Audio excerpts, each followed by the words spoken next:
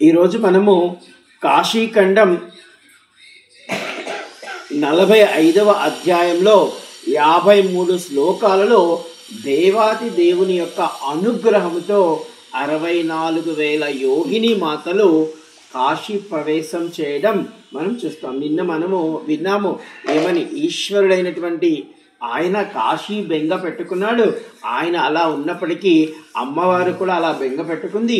ఇరువురు కాశీ చేరే ప్రయత్నం చేద్దాం అనుకున్నారు. అందుకు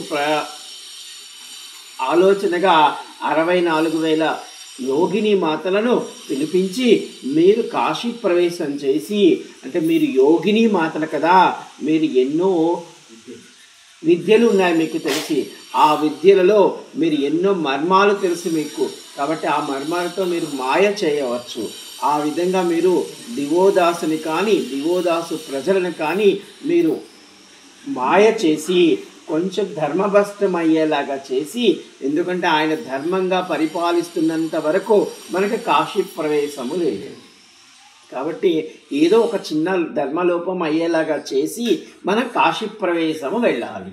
అంటే ఒక్కొక్కసారి మనకి ఏదైనా కావాల్సి వచ్చినప్పుడు మనం ఏం చేయాలంటే, మనం ఏదో ఒక విధంగా సానదామ వైపు ఉంటే కదా, అలా ఏదో ఒక విధంగా వెళ్ళమని.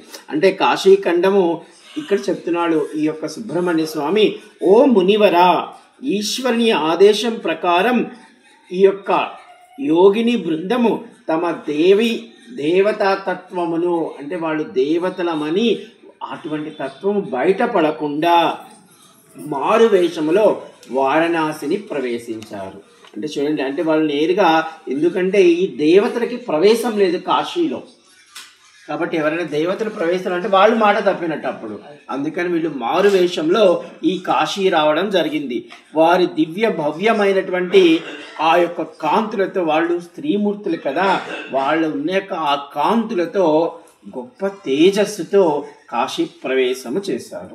అలా చేసిన వారు ఎలా ఉన్నారంటే, ఆ యొక్క యోగిని మాతలు ఈ కాశీ ప్రవేశం చేసిన తర్వాత ఒక్కొక్కరు ఒక్కొక్క విద్యతో, ఒక్కొక్క కళతో, ఒక్కొక్క తేజస్సుతో చాలా గొప్పగా కాశీలో ప్రవేశము చేశారు.